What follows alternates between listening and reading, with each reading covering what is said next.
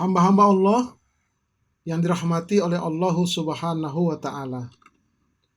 Mari kita lanjutkan kajian kita tentang padang mahsyar ini pada part yang kedua, yaitu keadaan manusia saat dibangkitkan di mahsyar.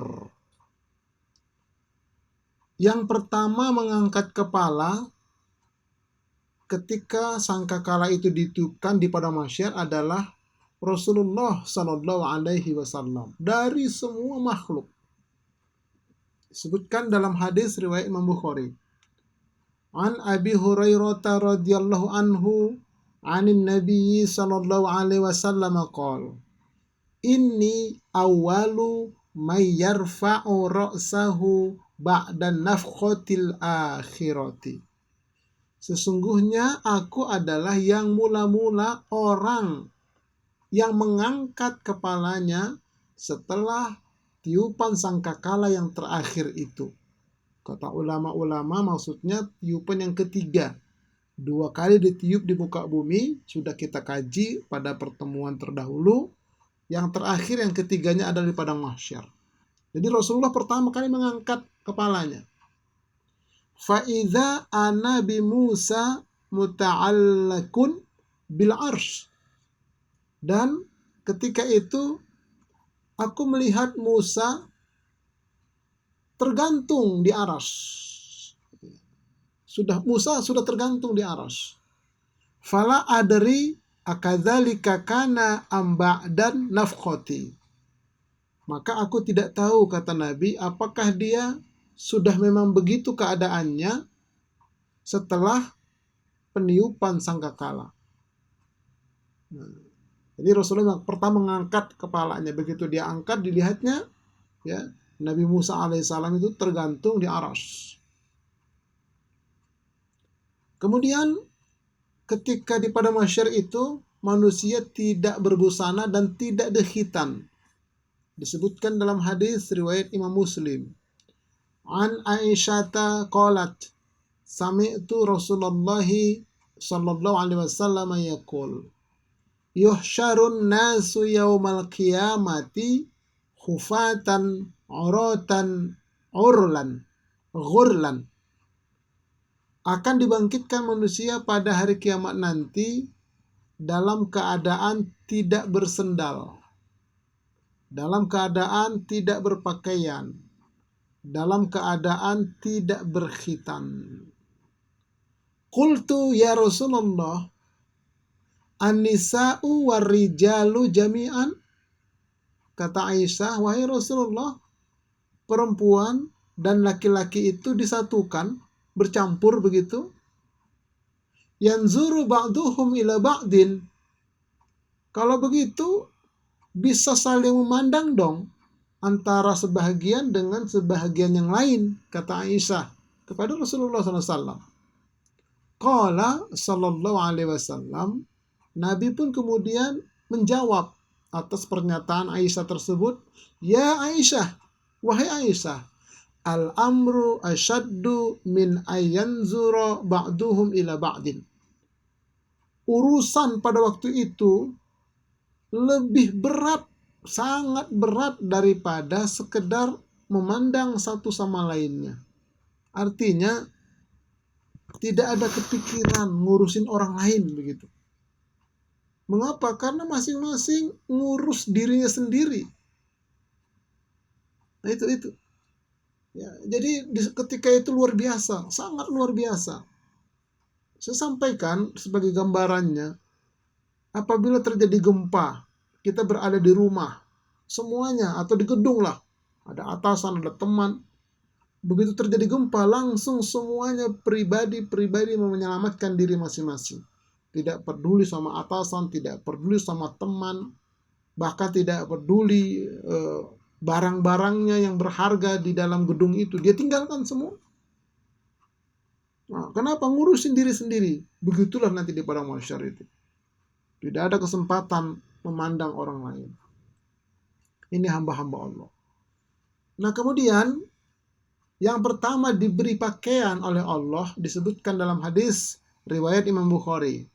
An Ibni Abbasin radhiyallahu anhu maqal khataban nabiyyu sallallahu alaihi wasallam faqala innakum mahsyuruna ilallahi hufatan auratan ghurlan. Sesungguhnya kalian dikumpulkan nanti menghadap Allah dalam keadaan tidak bersendal, tidak berpakaian, dan tidak berkhitan. Kemudian Nabi membacakan firman Allah, kama bada'na awwala khalqin nu'iduhu wa'dan alaina inna kunna fa'ilin. Al-Anbiya ayat 104. Sebagaimana kami telah memulai penciptaan pertama, begitulah kami akan memulainya. Itulah suatu janji yang pasti kami tepati. Sesungguhnya kamilah yang akan melaksanakannya. Tsumma inna awwala man yuksa yaumal qiyamati Ibrahim. Kemudian sesungguhnya yang mula-mula diberikan pakaian pada hari kiamat adalah Nabi Allah Ibrahim. Ini yang pertama kali diberikan pakaian nanti pada hari kiamat. Tadinya telanjang, tidak pakai apa-apa. Nabi Ibrahim diberi pakaian. Baru yang lainnya. Nah, ada yang diberi pakaian kehormatan. Disebutkan dalam hadis riwayat Imam Ibnu Majah. Muhammad ibni Amr ibni Hazmin yuhadditsu an abihi an jaddihi anin nabi sallallahu alaihi wasallam annahu qala ma mim mu'minin, tidaklah dari seorang mukmin yu'azzi akhahu bimusibatin, yang selalu bertakziah terhadap saudaranya yang mendapat musibah. Jadi rajin bertakziah. Takziah ini artinya menghibur, baik dengan perbuatan datang ke rumah duka, baik dengan membawa makanan apa saja, atau dengan doa, atau dengan tausiah. Saudaranya yang beriman yang mendapat musibah, dia rajin hadir ke majelis-majelis takziah seperti itu. Tapi takziah yang diajarkan Rasulullah Shallallahu Alaihi Wasallam tentunya ya.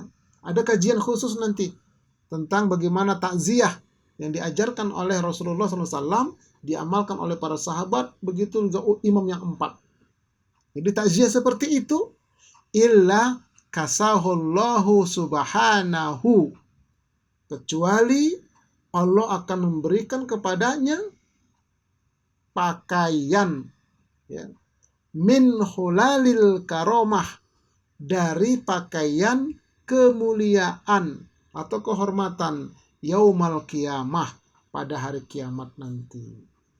Jadi diberikan pakaian yang sangat bagus ya, pakaian yang sangat mulia, pakaian yang sangat agung kepada orang yang rajin bertakziah apabila ada saudaranya yang mendapat musibah. Takziah yang diajarkan, yang dicontohkan oleh Rasulullah SAW, diamalkan para sahabat dan ulama-ulama yang 4 dan seterusnya. Baik, kemudian di padang mahsyar itu nanti ada yang diseret dengan wajahnya ke tanah. Disebutkan dalam hadis riwayat Imam Tirmizi, Bahzu ibnu Hakimin an abihi an jaddihi qol sami'tu Rasulullah sallallahu alaihi wasallam yaqul innakum mahsyuruna rijalan wa rukbanan. Sesungguhnya kalian akan dikumpulkan di padang mahsyar nanti, ada yang berjalan kaki dan ada yang berkendaraan. Ada yang berjalan kaki, ada yang berkendaraan. Berkendaraan ini dalam satu riwayat ada yang mengatakan ya, kendaraannya itu adalah hewan kurban yang dikurbankan selama hidup di muka bumi ini ya, dengan penuh keikhlasan dan seterusnya. Jadi di padang mahsyar itu nanti ada yang berjalan kaki, ada yang berkendaraan. Wa tujarruna ala wujuhihim, dan ada juga yang diseret di atas mukanya ke tanah. Diseret begitu. Nggak main-main. Bagi siapa ya? Bagi mereka-mereka. Orang-orang yang menentang Allah dan Rasulnya.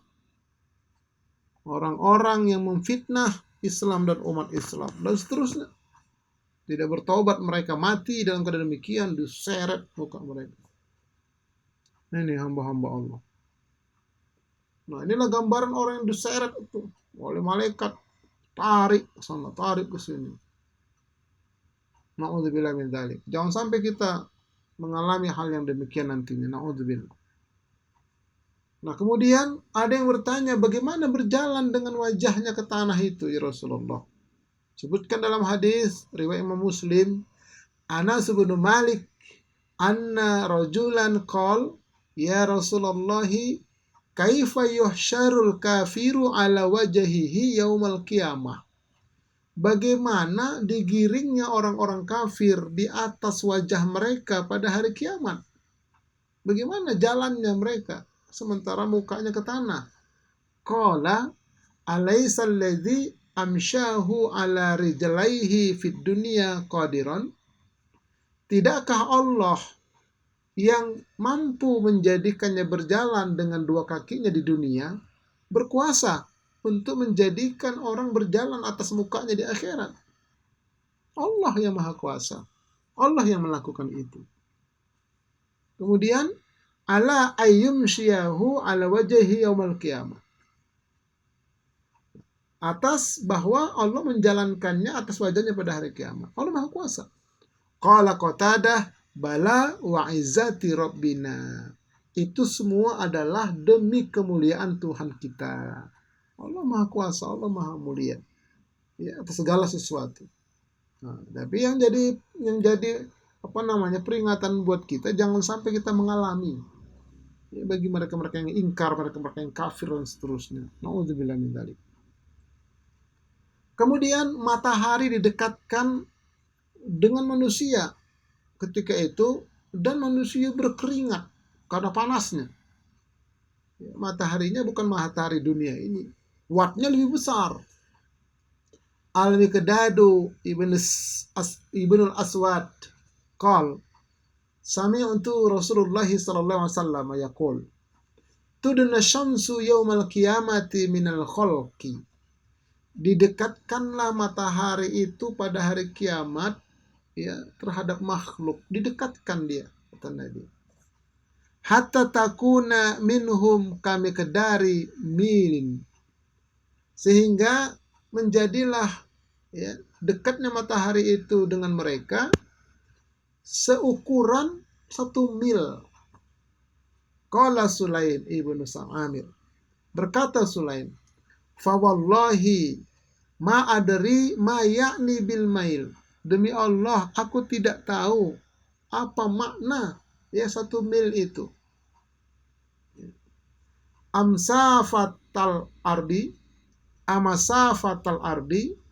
apakah jarak di muka bumi 1 mil itu maksudnya? Al mail alladhi tuk tahalu bihil ain. Atau 1 mil itu adalah alat yang digunakan untuk bercelak, ya, bercelak mata.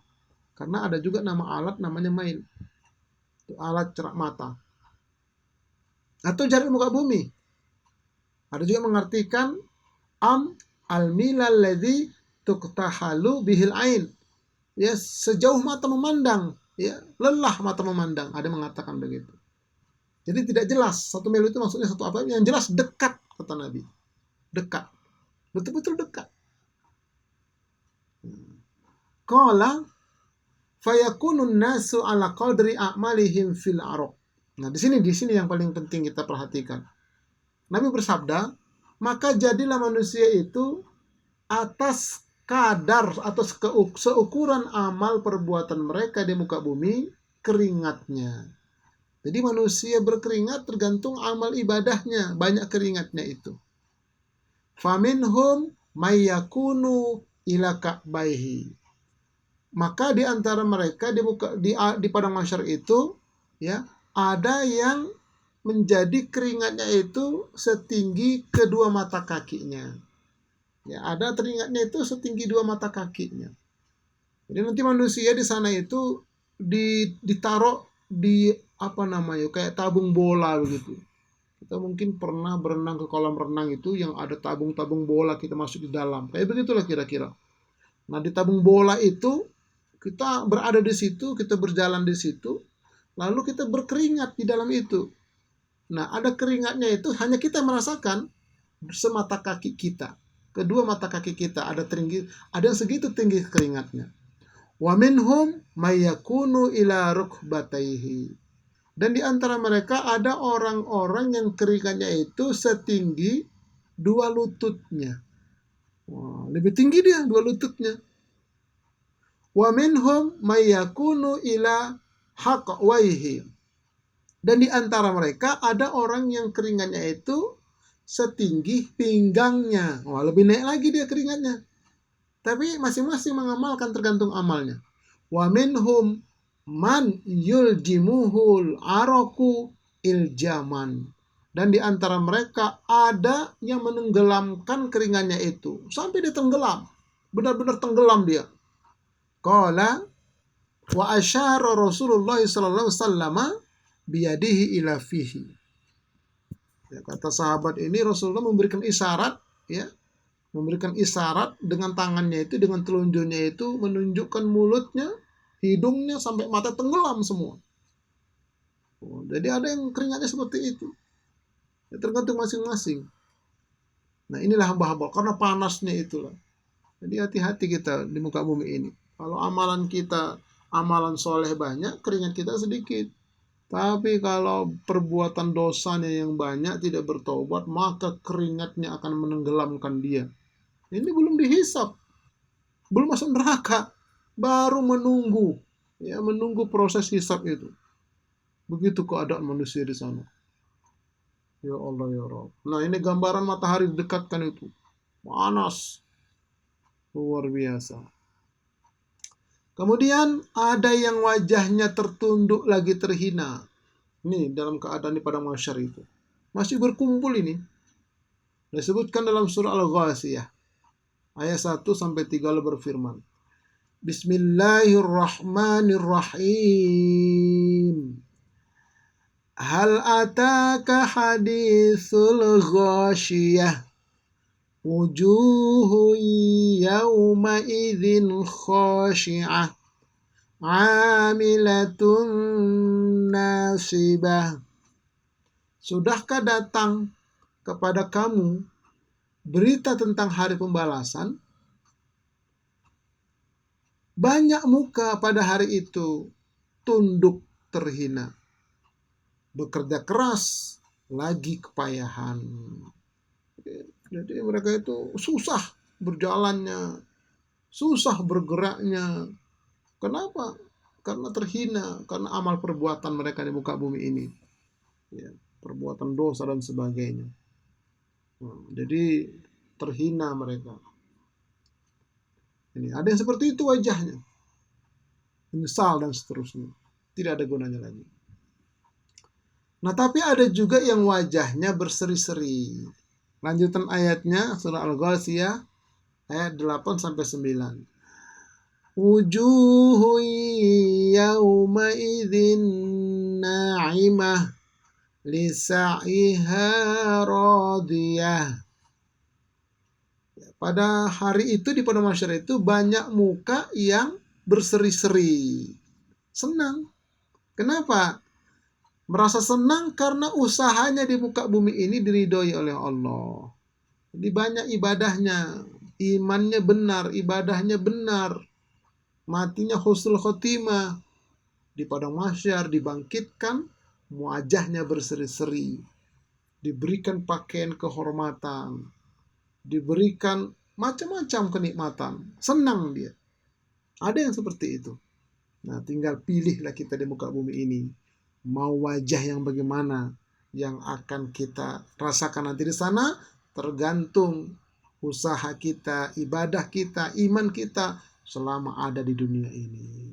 Hamba-hamba Allah yang dirahmati oleh Allah Subhanahu wa taala, untuk mendukung program Majelis Studi Dakwah Terapan ini, sekali lagi yang sudah subscribe, like and share, memberikan dukungannya, kami ucapkan jazakumullah khair. Semoga Allah membalas dengan balasan yang berlipat ganda. Nah, kritikan, saran, dan pertanyaan silahkan tulis pada kolom komen atau lewat WA juga boleh.